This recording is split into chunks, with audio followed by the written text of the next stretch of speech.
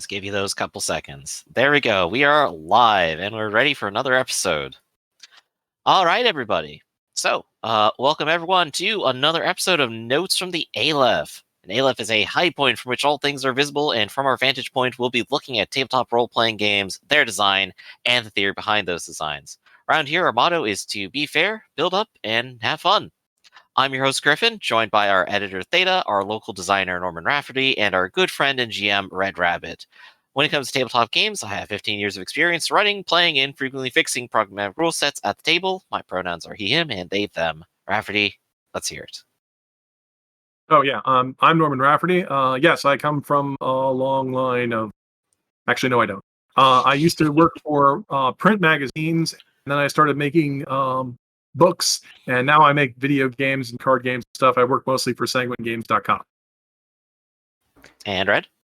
And I'm RedRabbit, 3-year professional game master, lover of tabletop games, and I'm gonna say after these conversations, an aspiring game designer, or at least game design theologian. That's the spirit. All right. Theses to the door. So, let's go ahead and get started. And I got more story time. So, I once had a GM that I'm going to call Joey, and Joey is the worst GM to ever exist. And if there's something awful a person can do as a GM to win and make it a miserable experience for everyone, he did it.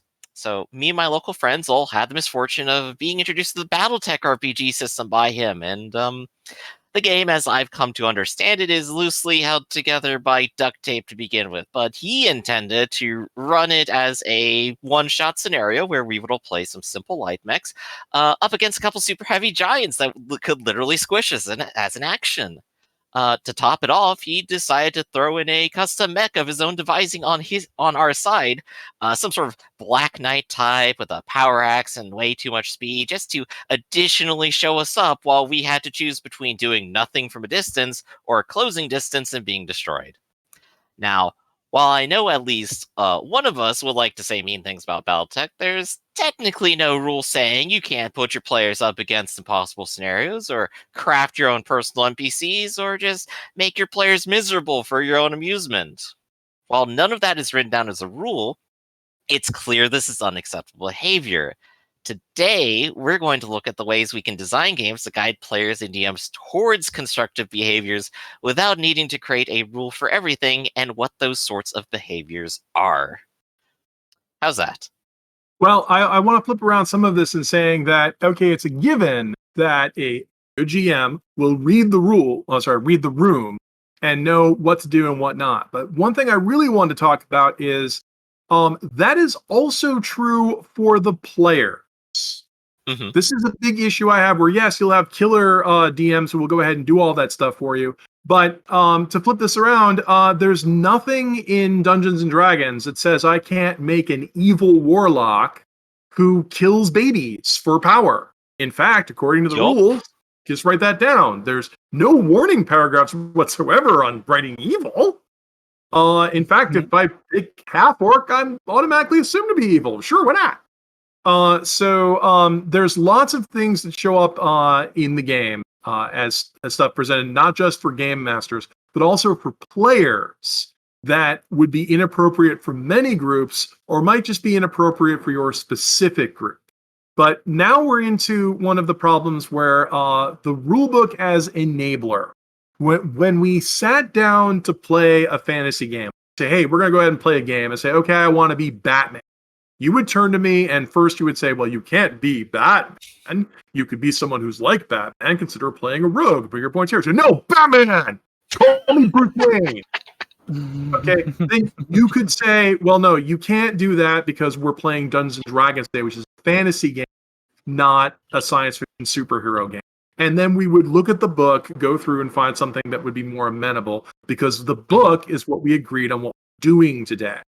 Now, I'm using an extreme example, but like I also said, what if I've had situations where you show up at the table and someone wrote up an chaotic evil character.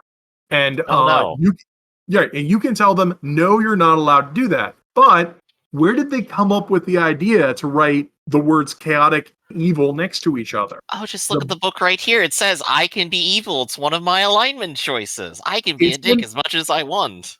The book put that idea in their heads. They tried to get rid of it in 4th edition D&D, and people complained so much that they had to put it back, which I guess means someone's doing it, or they're just, because they wouldn't just be taking money and putting stuff in the books they expect no one to use. That would be really silly, wouldn't it? Oh, yeah. So, right. So part of this has also been that it's way too easy to blame that the good game master committee or change a miserable time. There are some things that players should be expected to do in the group that they're in, and it will vary from group to group. That you should be able to read the room. We spend a lot of time blaming rulebooks, we spend a lot of time blaming game masters, and I've been a big defender of player behavior. And we just did a podcast of saying complaining about Minimaxers where I'm defending them. But I would also agree, here's the opposite. There are, I think we need to stop putting everything on the freaking GM and sure they do everything better. What is a problem player? What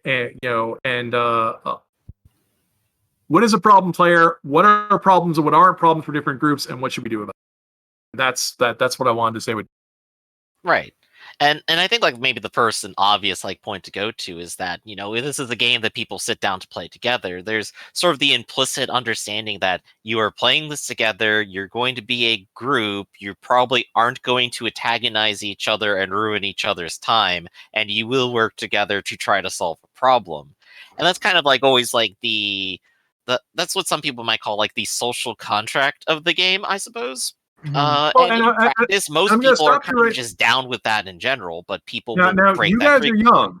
Okay, you guys are younger than me and less jaded than I am. Is there a game that actually says that? There is not, I don't believe. I mean, I'm sure there might be, but I can point to several games that say the opposite. Mm-hmm. Now, is it really? Wow. But I bring it up because this is sort of the thing that normally surrounds a game, but is not usually typically stated out loud because it's an implicit understanding rather than something anyone actually wrote down. I don't agree it's an implicit understanding. That is possible too. Some people come to the table and do not implicitly understand that it is a game that they are supposed to work together with people and not antagonize each other. I have seen so many cobble jokes these last few years. I always thought that there was something interesting about a game about these games, because I feel like they attract, or maybe historically, not so much anymore, but I feel like historically they attracted nerds like myself to them.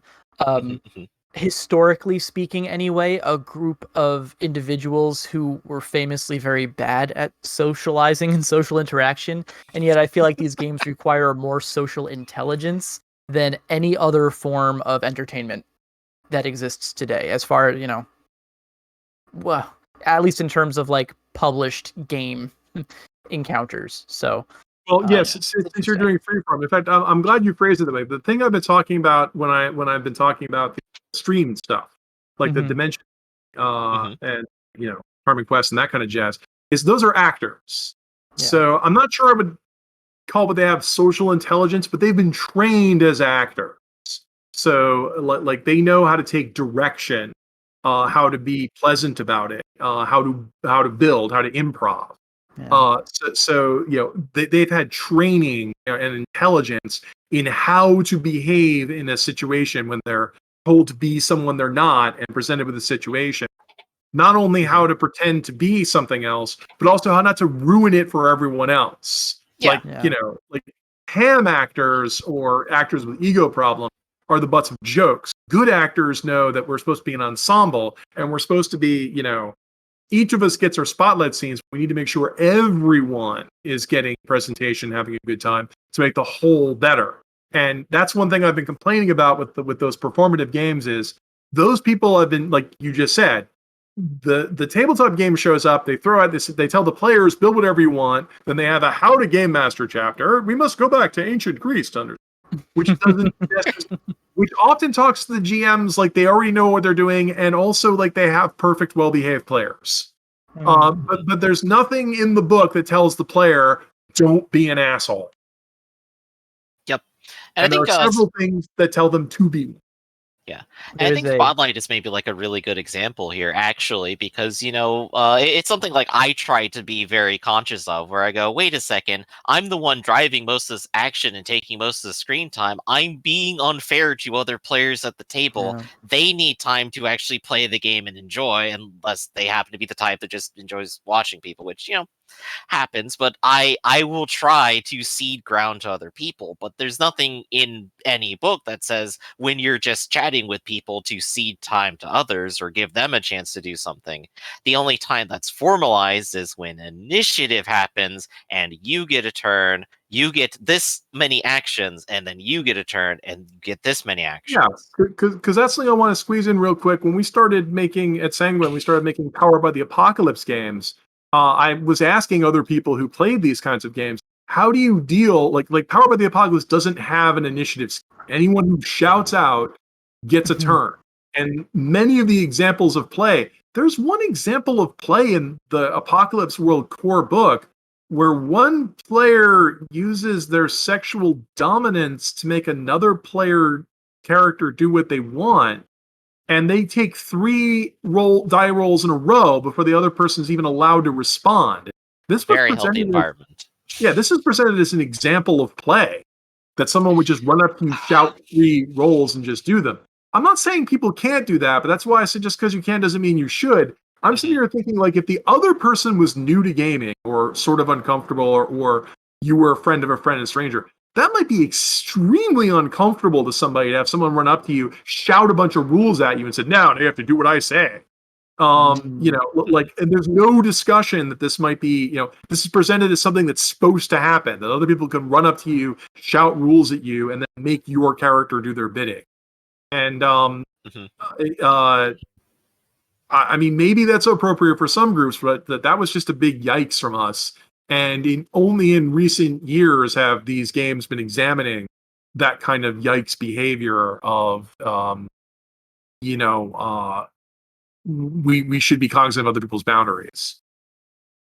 Right, and I think like mind control there is like actually another great example, because that's an ability that appears pretty frequently in most games, because it's cool and exciting, especially when you do it to NPCs and you get to feel powerful, but not a whole lot of guidance about using it on others, or rather, don't do that.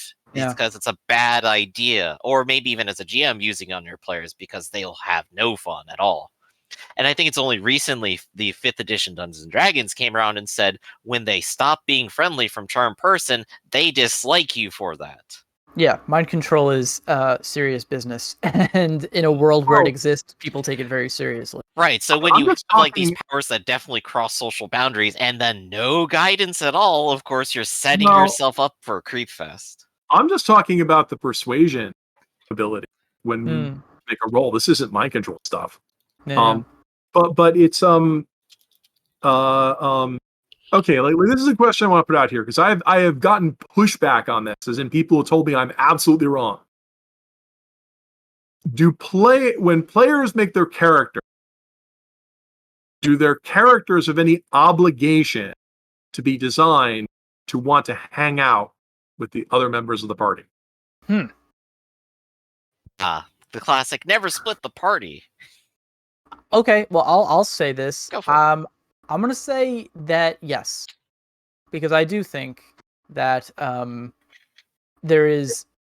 If you're running a game, you've got a lot of things to be concerned about, and it's added, giving them also the problem to solve of convincing a player character to stay with the party is something that I think is it's kind of a social contract thing. I think it goes back to what we're talking about. But what do you think? So Griffin, yeah, so we do have our example person here, Theta, who will frequently, go out and do their own thing. And I think that's good and fun, and I'm glad that they have lots of fun. But if I'm like the GM of that, I'm suddenly have to torn between two things where I say, all right, here's the thing that's happening, and then that's not what we're asking. Oh, we're not asking splitting the party. We're saying, like, do the players have an obligation? Like, a better example would be that they get along. Like, if one player is playing a thief character decides to be obnoxious and steal stuff or berate Mhm. other NPCs or this sort of thing. Oh yeah. You know, like in other words, should players have any obligation to roleplay their characters as people who would want to hang out with each other and recognize that anything they do might blow back on the entire party or make other characters uncomfortable? Mhm. So I don't I mean- don't want to derail this, but I think that's interesting. They made an Alien RPG recently that I played in. We played and it too. It's great. Oh yeah, it's really cool, right? In there's language where it's like, hey, there can be antagonists within a party, people that are acting at cross purposes who betray the party. But it's like when this happens, there's a moment that you get to roleplay that's really fun, and after that moment, you understand your character is no longer a part of the party. They're an antagonist. You lose them. It's as if they died, basically.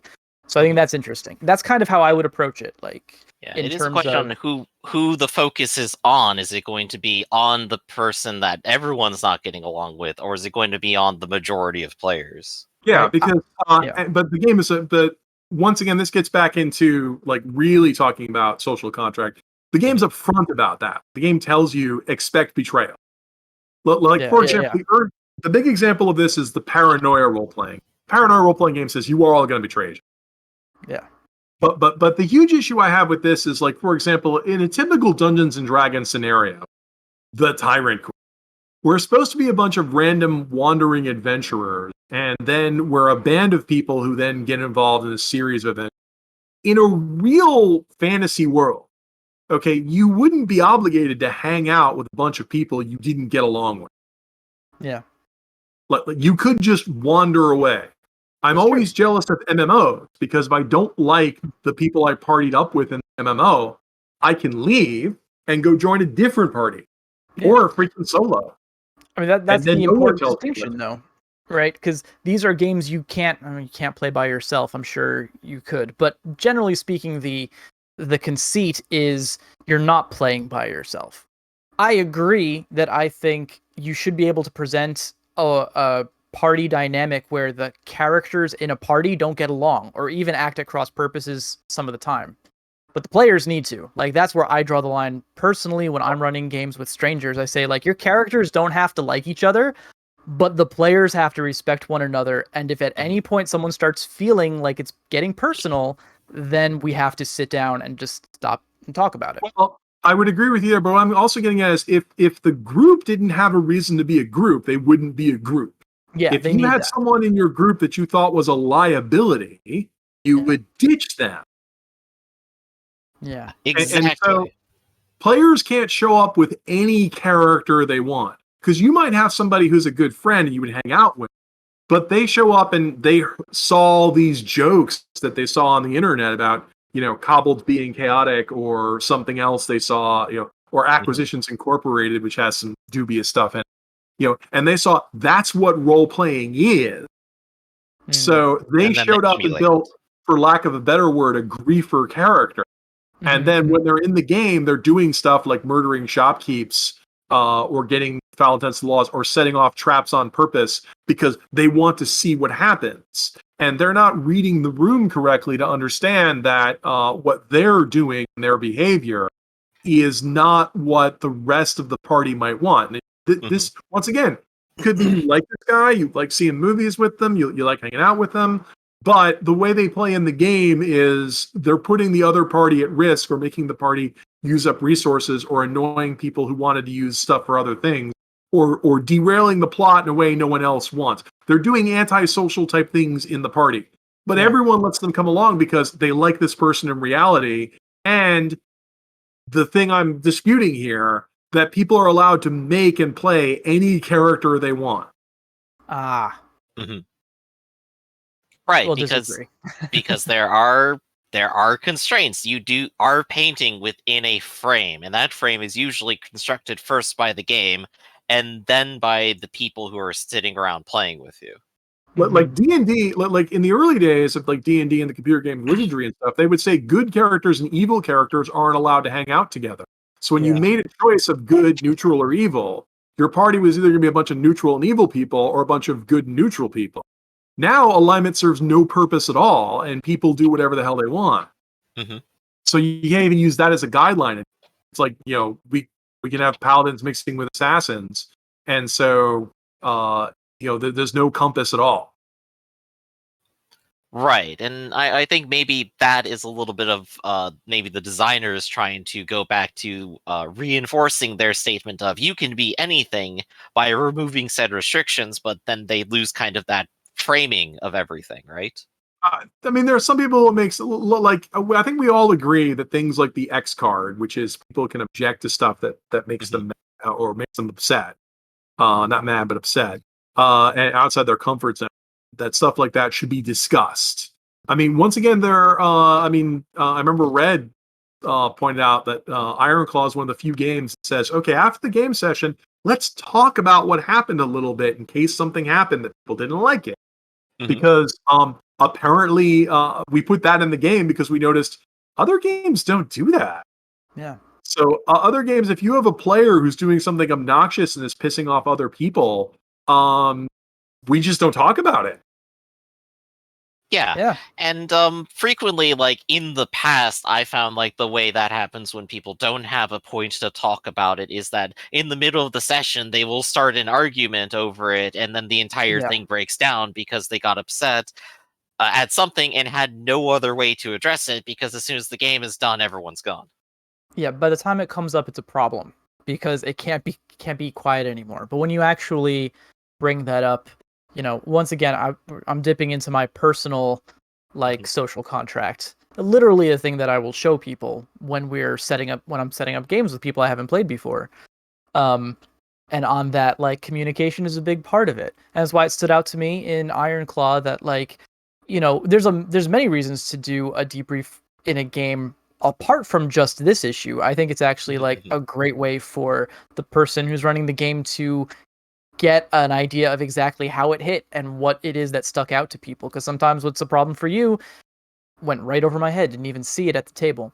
So having some structured time to say that, to bring up air grievances is important. And I think communication in general is I will try to start a game by saying one of the most important things you need to know is if you have a problem, you need to talk about it. You can talk about it to me privately. You could talk about it publicly, but you need to talk about it because no one is going to know, nothing's going to change until you get talking. Right. And Rafferty, And you also, mentioned reading the room, of course, but if you're part of reading the room might in fact just be asking the room, how do you feel about everything that happened? I think Red said it right in the head when they said social intelligence. It's I always assumed about a bunch of was that in this podcast where I assumed players have low social skills in the first place. They might not know. Yeah. I mean, some people might not pick up on these cues. Once I always repeat that often the people who sell you these role-playing games say you can do anything. It's a world of imagination. No, you can't do anything. Your personal group will have limitation. Because this also gets into, I guess, a bigger thing that I would call tone. Because some groups will have a very silly tone to their game, or they're here to, make as many May references as they can, or something like that. And it's a very silly, happy-go-lucky game. Other people will get involved in the game because they want something incredibly grim, where lives are on the line and the stakes can cost things. You might have something in between, but you might not. That means that if you have a certain tone, all of the characters that are brought to the table should be appropriate for that tone. You can't bring the silly character into the grim game, because they're going to start bringing everybody down. Yeah. Right. Yeah. And So, I think go ahead. It's interesting. I think it's interesting because I've seen I'm still playing with a group I've played with for a while now, and I do think that each person has a very different version of the events as they're playing out in their head, right? It's interesting. I think for some people it is sort of a funny fantasy romp, and for other people they only really come alive in the game when the stakes are high or the Lich King shows up and it's metal AF. But yeah, I think that in some way everyone is experiencing the game through their own filter. But when those expectations are too separate and too far away, you run into a lot of conflicts. Yeah. Right. I mean, because like we always talk about a good GM can adapt to any player behavior. No, there has to be. When I used to say there were no bad players, if people say there are bad players, there must be player behavior that's so aberrant that it's not acceptable by it's anyone. That means if we agree on that, that means we also agree that players have a responsibility to figure out what the boundaries of their play is and to stay to that. And I don't see that mentioned in a lot of these games that say, don't do stuff that makes other people uncomfortable. The X card is watch to see if people make stuff uncomfortable. And if they throw an X card down, stop doing it, discuss what you do. But I don't see a lot of games saying, like, find out what everybody wants to do in the first place, and then don't do that if they don't want you to do that. Or more appropriately, do the things they want you to do. I'll say, I think increasingly, and I'll say it's been a while since this showed up. I think it showed up in one of the more recent 5th edition books. It was Tasha's Cauldron. They mentioned Session Zeros. Session Zeros are things that have existed for a while now, but go ahead. Yeah, I think this is one part of what a Session Zero could be. There's a lot of definitions, but part of the idea of expressing up front the kind of game that you want to play and getting everyone's feedback and having that conversation before there's characters involved or before there's like a plot hook involved, understanding like where everyone is coming from, I think has value. But again, it's only referenced as a small part of another larger rule that also, or rule or like gameplay option that only has begun to get rolled into this game. 5 years after it was released? Well, 35 years, but who's counting? Sure, I guess. I'm glad you brought that up because I forgot about. There are some games that have session zeros, which are the planning session before the game starts. Ars Magica most famously started with that, and I've seen a couple of them. But you're also right where I think like a major failing of a session zero is usually when we sit down, we pick, okay, we want to be in this place, what this scenario, that kind of stuff. And it's a good icebreaker because everyone discusses, what kind of characters. I think it's a good idea that people don't build their characters necessarily in a vacuum, that we read the room and we decide what's okay and what isn't. My usual issue with session zeros is also what I think Red was getting at, which is yes, maybe we should bring up what's appropriate, but I think they often kind of hand wave over it and they turn into like a lot of time planning stuff and not necessarily enough of you might offer roles to players to see what they're going to do, but I think the original focus I wanted to have with this was that I think we all agree that there needs to be some responsibility of the players to figure out, what other people want them to do. And I think a good planning session to read that after you're a bunch of strangers, I think is good. But I as a design person, I'm always questioning where the line is of, we have a phrase called rules endorse behavior. So like I understand that no game can be for every group, but where is the line of what should be in the book and what we expect players to do? Because I think at some point the book should be telling players what's acceptable. The big recurring issue I have, like I said right now, is that Dungeons & Dragons 5th edition says evil is acceptable, be evil. Right, and that's a wrong thing to tell players to do if you want them to be a cooperative adventuring party. It's also, I don't think they want that because the Tyrant Queen adventure, it's completely derailed if you're evil. So why did they tell you could be evil, but they also expect you to help the populace? Because Raph, you can be anything you want to be. It's Dungeons & Dragons. You can be anything you want to be, as long as it does. Yes. You can have your adventure in any color as long as it's black. That's the quote. That's also that gets into many of the larger problems I was talking about. Like you might get players who this has gone on big time. you might get players who start to act out and do aberrant behavior because they want to have some agency in what the hell is going on. Yeah. Because they're bored, or they were told this was supposed to have radiant emergence and it's not happening. So we're going to kick the darkness until it bleeds. Something. We're going to make something happen. And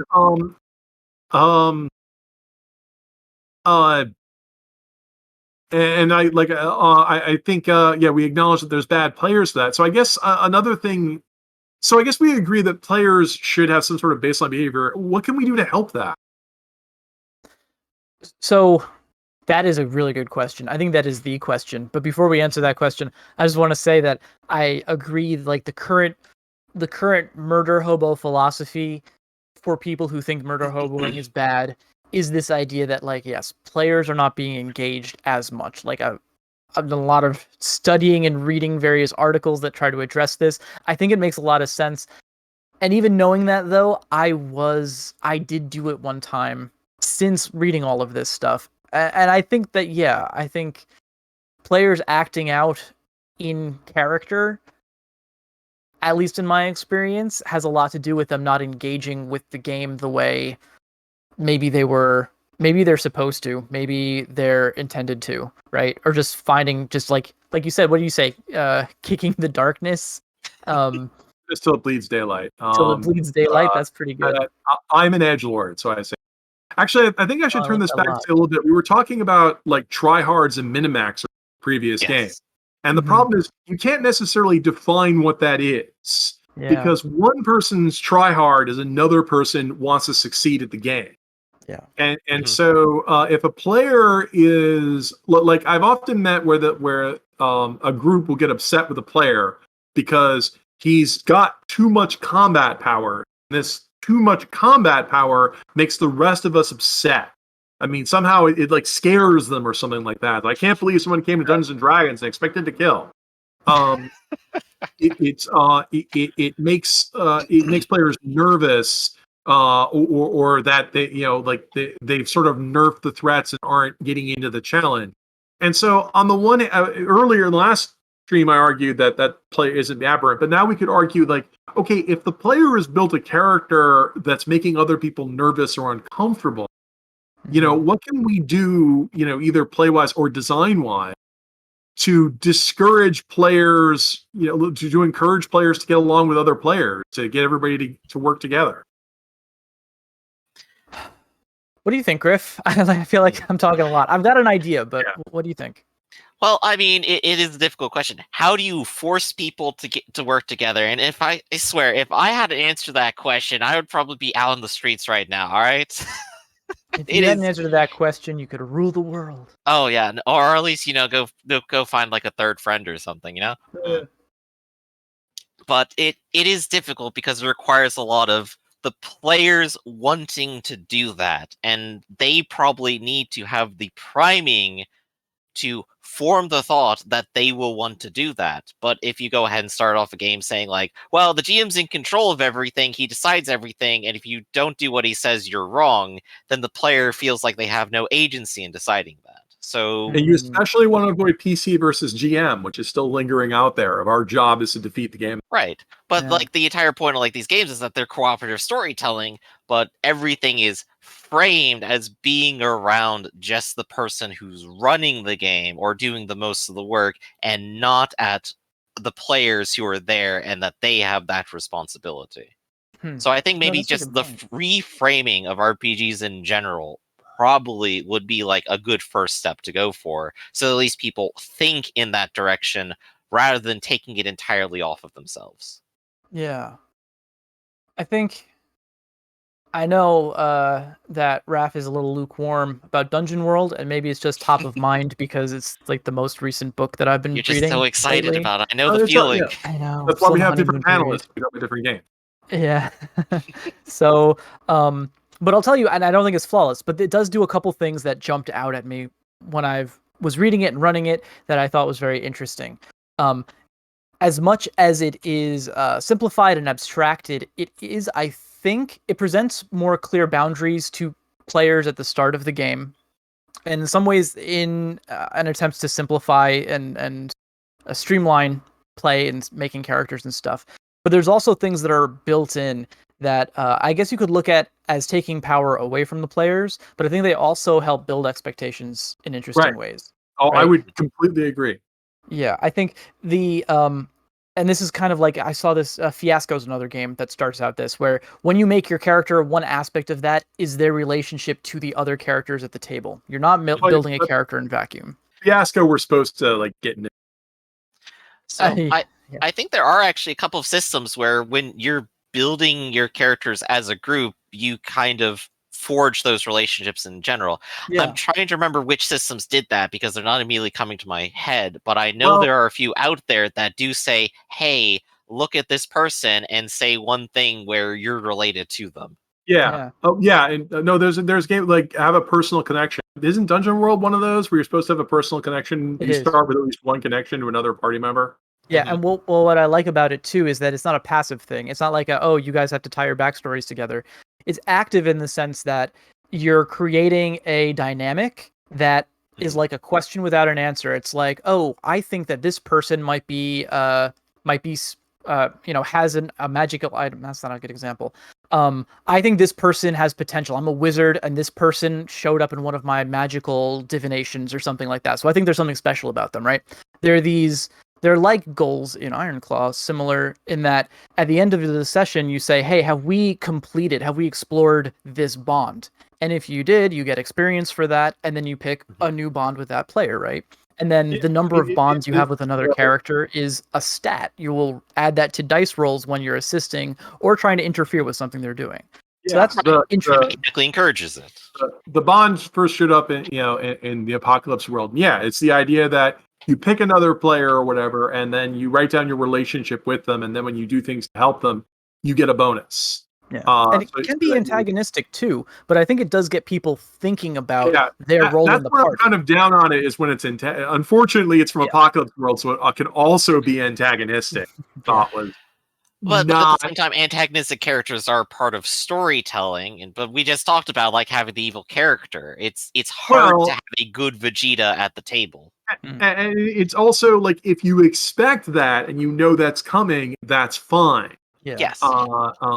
If you expect, I think the real issue comes up where like you don't want players doing that. Like I always use the computer games as jealousy. Like I can't go into World of Warcraft and burn down the gnome village. I can't do it. Yeah, I'm not. This is not an area. Warcraft, honestly. Yeah, where I'm allowed. NPCs, my sword just flies through them and doesn't even connect. I am not permitted to do this aberrant behavior because even if I was mad and I really wanted to do it, it would disrupt the game for other people. I'm not even going to permit this. And whereas in a role-playing game, we never say that. We never say you're not allowed to kill the innkeeper. I mean, maybe a GM might say that, but everyone would look at you like you were confused. Which, if you think about it, it's a little weird, isn't it? That we allow this behavior in some games, but not others. Well, it's part of the selling point, right? It's the fantasy thing. You do whatever you want. It's a game where you can define everything because you are trying in some way to replicate a world and saying like, well, you literally can't swing your sword at this person is an odd thing to say. Well, that's why I'm getting to in the first place. The player behavior. Like at some level, we do expect the players to, once we've established the baseline, we do expect the players to, you're supposed to be a member of a party and also live in a society. So we don't want you to ruin the entire campaign by being an asshole just because you felt like it. And most importantly, this is one of my favorite jokes we used to tell. I am role-playing. I'm role-playing an asshole. Exactly. It's what my character would do. It's the books as I can be it. Right, which, is an interesting philosophy issue. It's like, didn't you make this character? So I just wrote down I'm an asshole, and now I can do whatever I want because I wrote down I'm an asshole. For many games, like everyone's always telling me, like, well, what about this kind of game? That game? It might be okay for some fringe games, but for many games, this would derail the game and upset it. Like if I played Tyrant Queen and I said, well, I'm evil. I just stabbed the mission leader when he's giving us the mission because I'm right here. And even saying like if you do like allow this like weird fight to happen, it's like, all right, so we got 4 hours of this game session, and we're gonna have a 1 hour combat about this. Yeah, in fact, thank you for reminding me. Also, it's like, and of course, every game makes combat a slow, tedious affair. So if a player starts a combat, that suddenly derails the game for 30 to 45 minutes if you're lucky, because they wanted to do a combat. We all have to roll initiative, and then some players might complain that they're not there. Oh, and the secret skill corner here. Literally, I play every session for 1 hour of combat. It's oh my god, and I've seen the snowballing effect where one player decides to start a fight. Like, I hate this NPC, I just draw my sword and kill it. As soon as they do that, 2 or 3 other players perk up and said, I heard initiative rolls.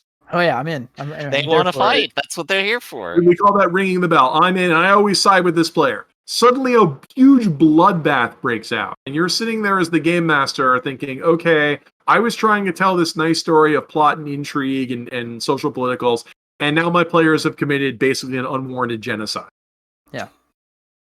So, we would have to agree that player shouldn't do that. And that's where we would have to say, like, look, should we let them do that, derail the game, and turn it into a bloody genocide and throw the rest of the adventure out, which will upset and frustrate the game master? Or should we explain to the player, this is behavior that is unacceptable, and we all agree that unacceptable behavior should not be in. Yeah. I think because that never happens in the performative games. That doesn't happen in Critical Role. No, that's true. Right, because as we mentioned, they're actors and the show must go on. They're focused on making sure it goes on. Yeah. Personally, a lot of this is maybe treating the symptoms instead of the disease, but it's what we've got in a lot of cases. I'm still interested in the greater question of like, how do we explain to people getting into the hobby, like, that there are things you just should be aware of that maybe you shouldn't do or think before you do. But I think that like a lot of what I will do will be like, okay, you're about to, cut the trigger finger off of this guy who is, he's a prince and he was an evil prince, but what you're about to do is going to make life really, really hard. So we're going to pause the action and we're going to just take a vote from everyone at the table. Is everyone okay with this? Like, is everyone interested in GM gets next card too. Yeah, right. Yeah. So, yeah. Well, I'm talking about, like, I don't think it's a given that players are supposed to have restraints on their behavior. I mean, like, even the session 0 is just a planning session. I think it's a given that the GM can use fiat to do things, but I don't really think any game sits down and explains to the player, okay, we're all going to be, adventurous, going to be a political theme, so stick to that and don't do other things that might derail that. I don't think we ever just tell the players, you will not be doing certain things. As I keep complaining, alignment has been nerfed to the point where it does nothing. Like, you don't even tell a player, sorry, your character is goodly aligned, you wouldn't do this. And even if you did say that, characters just change their alignment to neutral, we don't see that. What's the difference between the chaotic neutral rogue and the chaotic evil one? What's the difference between the chaotic good rogue and the chaotic evil one when they're just doing what they're doing anyway? They're going to do whatever. Exactly. No, there's a difference. They do the same actions. I think we're all in agreement here that we should have some level of transparency in explaining to players what the theme is of the game.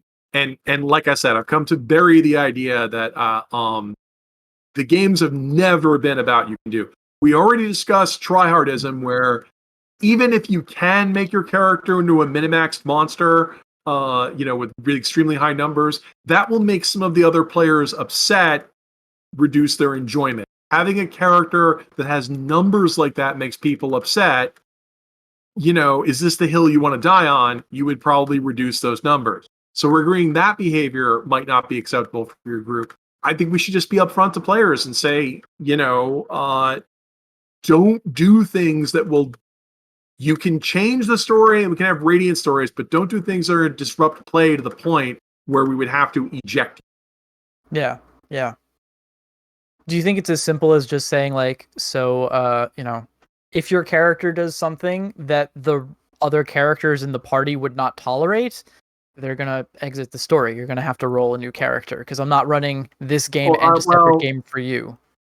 I think it's a little more complicated than that because you have to tell them what is acceptable. Like I said, the Right. problem is that people come into the game, okay, and they've played Grand Theft Auto.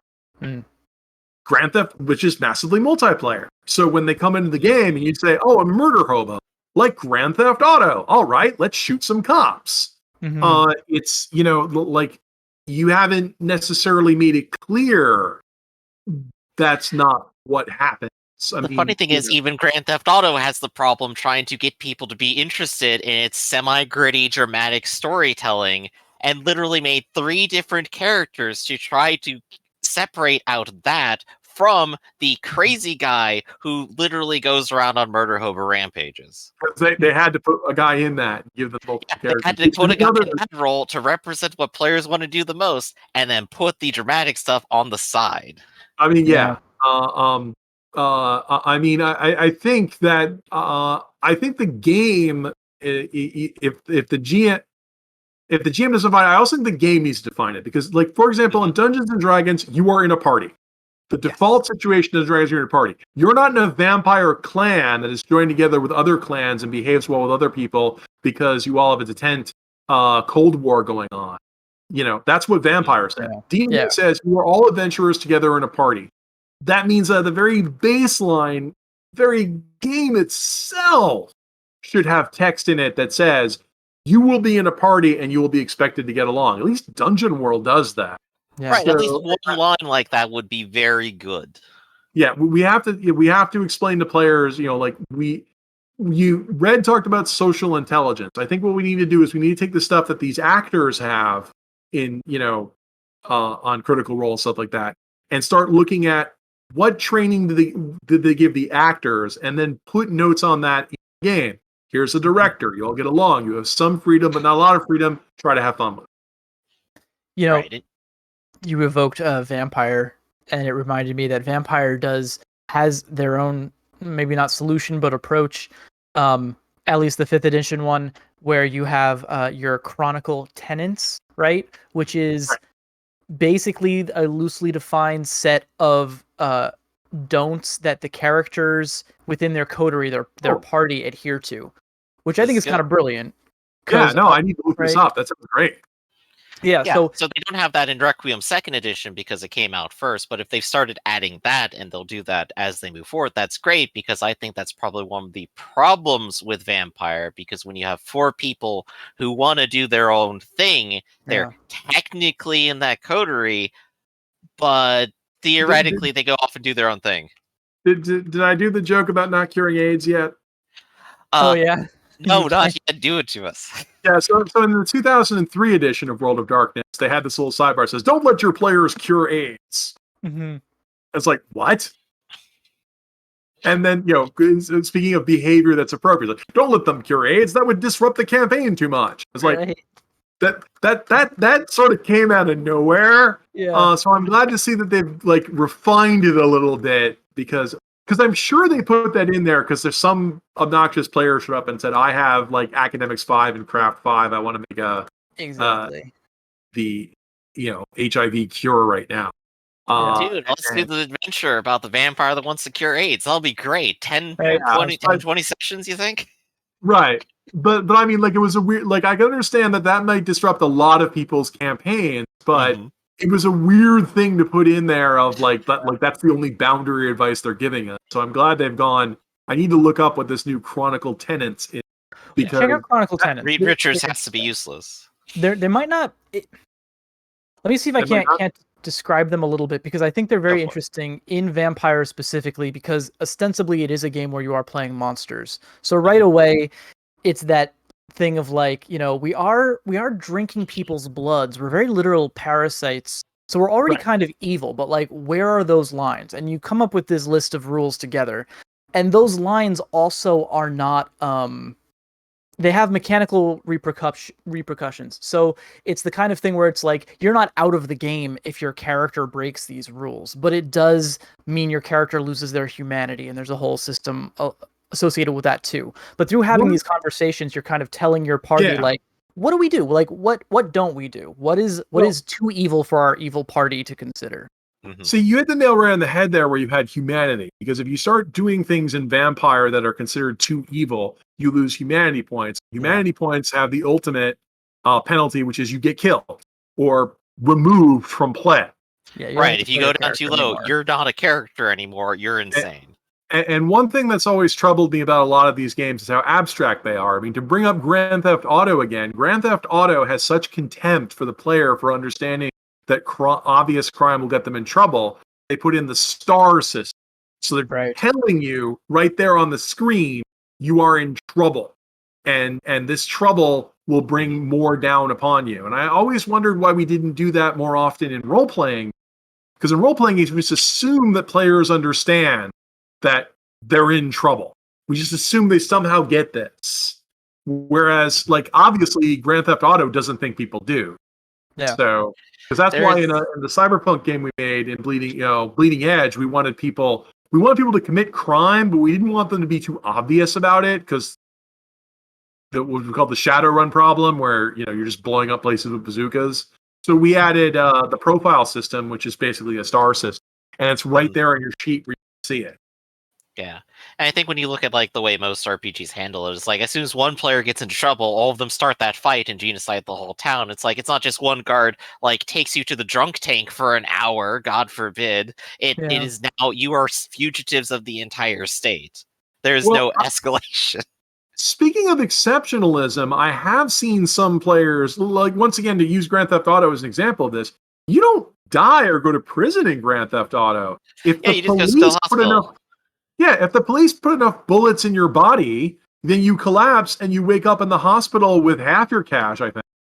And you still have all of your possessions. I think it's even more forgiving in 5, if I recall right. And each iteration gets more forgiving. So there actually isn't any penalty for it. Whereas, a game, a tabletop role-playing can't necessarily do that. And it can't just fade to black and say you expect repercussions. I mean, that's what I get out when I was going to talk a lot about exceptionalism. I have met players who came to the table who would murder every NPC, even if it was a named NPC, if they finally defeat him in the combat, bullet to the brain because they hated these guys. But if they themselves, their own character took enough damage to go down, and I told them, well, they knocked you unconscious, they just throw you in the river and let you drown. I've had some of these players argue with me saying, oh no, they should kidnap me or something like that. It's like, why would they do that? You wouldn't do that. Keep playing the game. Yeah. Right. Well, but the player, said, I'm a player character. Yeah. And it's like, you have to stop and think about that. It's like, well, he's not wrong. Other games computer games Elder Scrolls and Grand Theft Auto would, let him continue using the same character. They wouldn't take him out of play. So that's why I think we need to establish before we get started, we're not going to let you can't have it. You can't have the tabletop game be both all behavior is permitted, but also you're an exceptional gamer object that we want to punish for your crime. It's kind of either the game is realistic and what you do is timeline repercussions that can't be erased, or we need to just ban this behavior in the first place, we're a video, World of Warcraft, because we can't let you do it, because if we did let you do it, it would derail the story. Right, being more explicit, it would be very good within the text of the games, I think. Yeah, and tell the players this in advance. You can't just do whatever you want, because we're trying to be more serious than Grand Theft Auto. We're trying to not eat 4 hot dogs and shrug off and You actually cannot seduce the bear. It's a bear.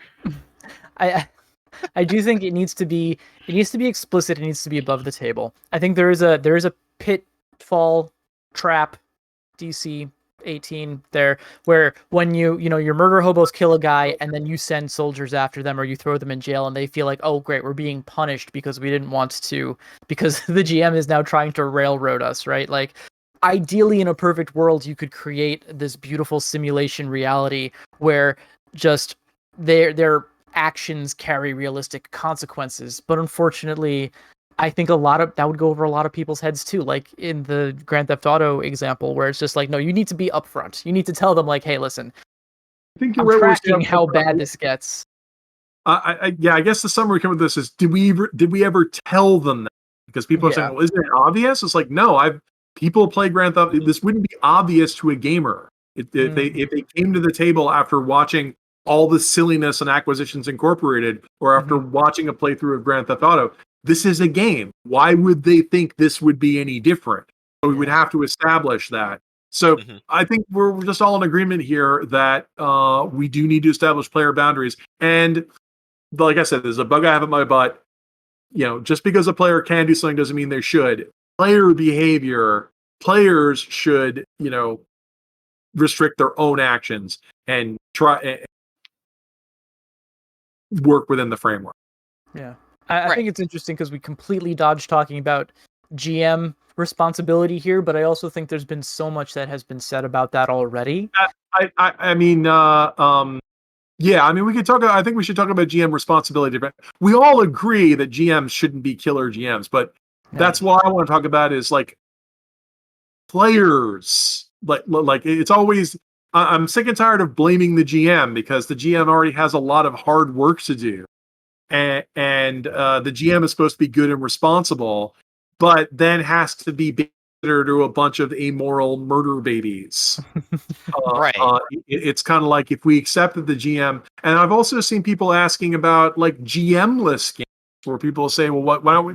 Because since the GM has to do all of the work and has to be the babysitter and do all that mental stress, what if we had a game where no one was the GM? It's like, well, if you had a game where no one was the GM, then you better believe that the players are going to have things they're allowed to do and not allowed to do, or this is going to be a really short game. Yeah, the player, in that case, you then have to be incredibly explicit about what responsibilities the players have at the table. Otherwise, without someone who is socially obligated to rein everyone else in, it may just be a complete farce. Yeah. Well, in that case, it's like you don't have anyone to blame. The group just falls apart, right? It's just... Yeah, everyone gets to go home no one unhappy. shows That's up. exactly what we want, right? Right. Exactly. That's what I always say. There's no bad games. It's just games that have trouble getting players to show up.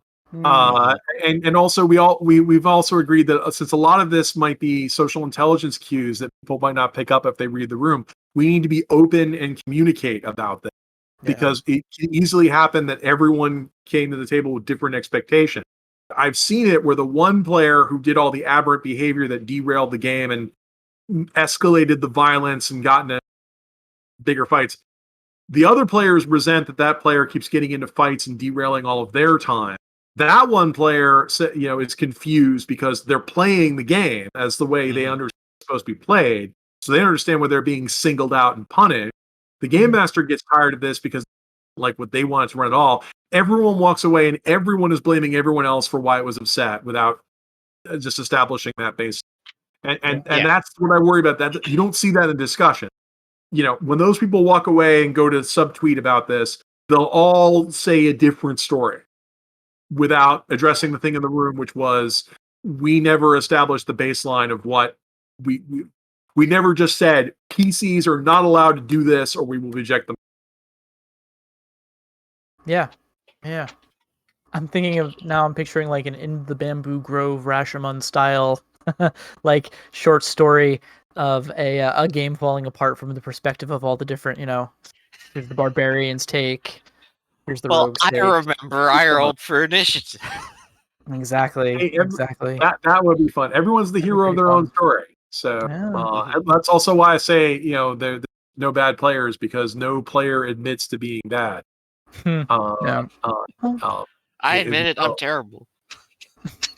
Well, except for Griffin. We all can agree that Griffin.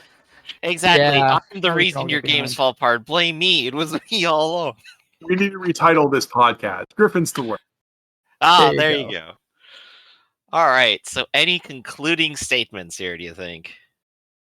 Or was that conclusive enough? What do you think, I feel pretty good. I feel like this is a conversation we actually kind of like came to a natural conclusion point on before our time ran out. I mean, we all agree on this sort of thing, but I also, really what I would hope that when future generations watch this podcast, they would take away from it that it's like, no, I really just want to kibosh the idea that players are allowed to do whatever they want, or even what the book says they can. Because I think, especially because I've been championing the last 3 or 4 podcasts of saying stop blaming the players for everything. But now here I am in this podcast saying, okay, as a player, I just told everyone to stop blaming you. Now, don't be. Yeah.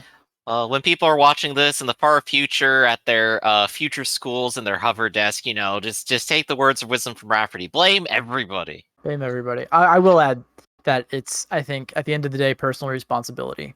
You're not playing Grand Theft Auto. You're not playing a single player video game or an MMO where you can be cooperative or not, however you feel in the moment. They're social games. You need to be aware and make sure it's your responsibility that everyone else at the table is having fun. And that's not just for game masters. That's for literally every person at the table. Right. I mean, I've been getting more pro-performative. It's like I'm kind of down on these like Critical Role streams, but it's also like if you want your game to be more like that, because people are asking for that Mercer effect, then you have to make your players into actors who respect the director. Because if you want to get those awesome things you see in Dimension 20 and Critical Role, you all have to become more like actors and directors. Yeah. Right. I guess my skill, and we can train you. Yeah. And my concluding remark would be just don't be a dick, everybody. Don't do it. That's generally. That's in general true. Good words to live by. So I think for today, that's going to be it for this episode of Notes from the Aleph. We stream episodes bi-weekly, Friday at 2 p.m. Eastern. You can join us live at twitch.tv/Ractus. We also stream and record weekly tabletop games at the same channel. You can come join us when we start at 10 a.m., 2 p.m., 6 p.m. Eastern Standard Time on Sundays and Wednesdays. Norman Rafferty here is a partner and writer for Sanguine Games. Check out sanguinegames.com and join us on Reddit and Twitter. And look forward to the upcoming Book of Koros Ironclaw expansion book, where you can engage your own pirate adventure. Don't forget to check out RedRabbit and book him for a game over at startplayinggames.com as Oracular Pig. Be sure to like, comment, subscribe, and come see us all again. For now, goodbye, everybody.